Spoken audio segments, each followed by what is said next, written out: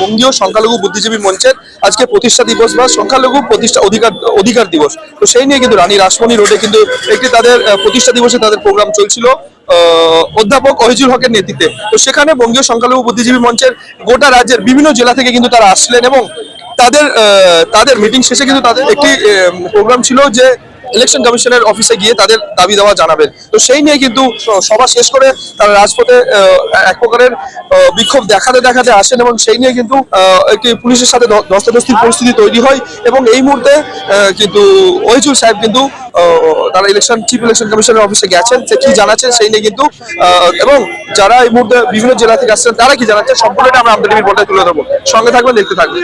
বাংলার মানুষের পাশে ছিলাম, আছি, ইনশাআল্লাহ থাকবো।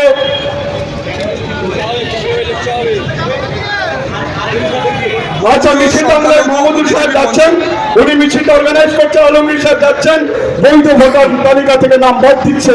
আমি কৈফিয়ত করবো না, চাইবো না, আপনারা চাইবো না, যার অধিকার নেই, আমাদের ডেমোক্রেটিক রাইট নেই।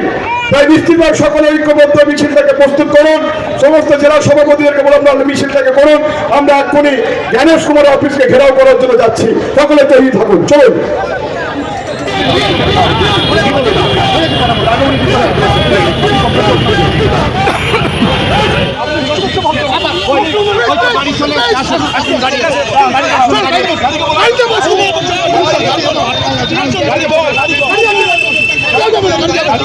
আপনি আসুন এদিকে, গাড়ি যা, আমি তো দাঁড়িয়ে আছি, গাড়ি যাবে না, একটু আমার কথা বিশ্বাস করুন, গাড়িটা আরে আমার বললে গাড়ি যাবে না,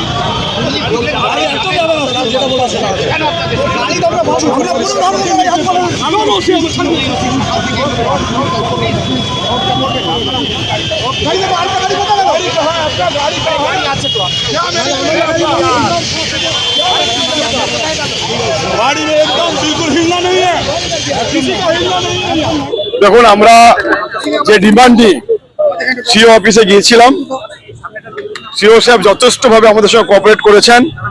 আমাদের সমস্ত ডিমান্ডগুলো আধ ঘন্টা ধরে আমাদের সঙ্গে শুনেছেন সমস্ত।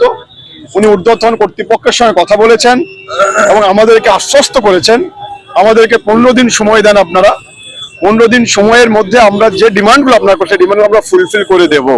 আমরা ওনাকে এটাও জানিয়েছি যদি 15 দিনের মধ্যে আমাদের ডিমান্ডগুলো আপনারা ফুলফিল না করেন তাহলে আমরা বৃহত্তর আন্দোলন করব এবং এখানকার যে সিও আছেন মনোজ আগরওয়াল সাহেবকে কমিশন থেকে বের হতে দেব না আশ্বস্ত করেছেন। আমরা 15 দিনের মধ্যে আপনাদের মেল আইডি আমরা পাঠিয়ে দেবো, আমরা প্রতিনিধিকে পাঠাবো এবং আপনাদের সমস্ত ডিমান্ড যেগুলো সমস্ত উনারা আলোচনা করেছেন অনেকক্ষণ ধরে, দীর্ঘক্ষণ ধরে ওনারা বলেছেন আমাদের ডিমান্ডগুলো ন্যায্য দাবি, ওদের স্বাভাবিকভাবে এই দাবি ওনারা মেনে নিয়েছেন।